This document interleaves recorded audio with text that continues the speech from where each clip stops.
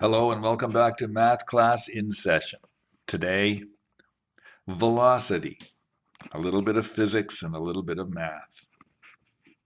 Example, a canoeist wishes to paddle directly across a river that has a current of 2.5 meters per second and is 2 kilometers wide. He can paddle 3.5 meters per second in still water. Calculate the direction he must paddle his canoe to end up going directly across the river and his resultant velocity in crossing the river. Solution, we'll draw a position diagram. We'll start with a position diagram of the situation, a 2-kilometer wide river with a current in it of 2.5 meters per second. And the canoeist is going to point his canoe in upstream a bit to fight against the current. We don't know how much, but relative to the water, this canoeist can paddle 3.5 meters per second. So we have our two vectors and our river in our position diagram. And the usual procedure will be to draw a vector diagram, which means we'll draw vectors on our vector diagram that are parallel to the vectors in the position diagram, but we'll join them together. So that would be S. You can see it's parallel to this one. And I'll get vector C here. And you can see that vector C is parallel to vector C here. And I've assigned them their appropriate lengths. And the result of this I want to be straight across the river. The result of paddling and being affected by a current. This is the result of the sum of those two vectors. And we seek to say, well, what is theta? How much of an angle must this canoeist aim his canoe upstream? And what is the resulting speed across the river? I wonder if it'll be more or less than 3.5 meters per second. Because he is in water that's moving, I wonder if he ends up going faster or slower. I'm curious. Okay, looking at our diagram, we have a fistful of tools that we can use. We could use SOHCAHTOA, sine law, cos law, Pythagoras. How about Pythagoras to get this distance? Sure, we could use SOHCAHTOA, but let's use Pythagoras. Now, we couldn't use SOHCAHTOA. We don't know any angles. Well, we know this one's a right angle, but that's all we know. So to get r, the distance, we could use Pythagoras. Length of r squared equals 3.5 squared. Subtract 2.5 squared because this is the hypotenuse. Doing the math and then taking the square root. And we have our resultant speed is 2.45 meters per second. So he's not achieving his full 3.5 meters per second because the water is slowing him down. And how about what angle should he aim his canoe upstream? And it's easy to get because this could be done with SOHCAHTOA, another one of the tools. Theta is the inverse cosine of r over s, so r, which is 2.45, over s, which is 3.5, well, the magnitudes are. Turn it into a decimal, and then take the inverse cosine, and we've solved the problem. And the challenge is to be able to draw a position and a vector diagram. Pythagoras and SOHCAHTOA is supposed to be fundamental. We've got another problem here to solve, but first, we have to review and make sure that you're familiar with the idea of headings and bearings. Headings are usually 3 digits, and they're always measured from the north in a clockwise direction. For example, a heading of 120, 3 digits, 120. It's measured from north, and we measure out 120 degrees clockwise. And so every time we encounter one of these axes, we've achieved 90 degrees. So let's count.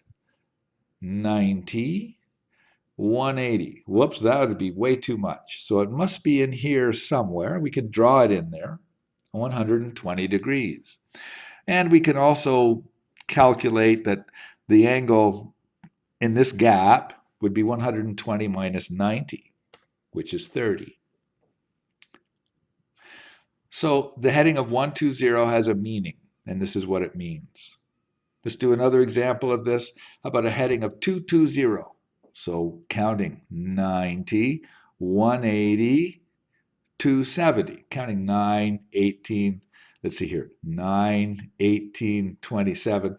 Counting by 90s. So 90, 180, 270. Whoops, that's too much. So it must be in there somewhere, 220.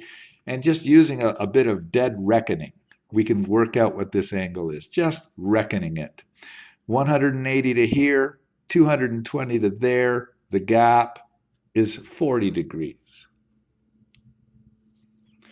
And this is the kind of reasoning one needs to do questions that involve headings and bearings. Example, a pilot flies on a heading of 040, meaning that this person is aiming their plane at 040 according to their instruments inside the plane. But they're part of a moving air mass. And relative to the air around her, around the plane, relative to the air, this pilot's plane is moving at 220 kilometers an hour. But she has a GPS that's telling her that no, she's not actually traveling 220 kilometers an hour. She's actually moving faster than that, 250 kilometers an hour, and in a slightly different direction because she's being affected by the fact that this air mass is moving. That would be the wind. Calculate the speed and the direction of this wind. Okay, again, a position diagram. We have a pilot, a plane, engines driving in this direction, 040 at 220 kilometers an hour. We have a resultant, the actual ground speed. The resultant, a slightly different direction, 055 and 250 kilometers an hour. So she's being speeded up by the wind. And the question is, what does the wind look like? So we draw a vector diagram. So we know that this is going to be the vector plus some wind. This is the result of adding the wind to her plane. Now the plane we know is this vector, so I just copied it over here. And the resultant is this vector. I copied it over here, but I put 15 here because we needed 40 plus 15 to make this 55. And so here's the wind. And you'll see that the plane's engines plus the wind is the result. Now, don't be tempted to think that that's a 90-degree angle. It looks like a 90-degree angle, but that's a coincidence. We can't assume that. That would be wrong. So, knowing this, we have to take our toolbox and select the appropriate tool. I see side, I see angle, and I see side. With the angle in between the two sides, that's a cosine law. So the magnitude of the wind squared is equal to 220 squared plus 250 squared minus 2 times 220 times 250 times the cosine of 15. Work it all out. Take the square root, and we have the speed of the wind, the magnitude of this vector.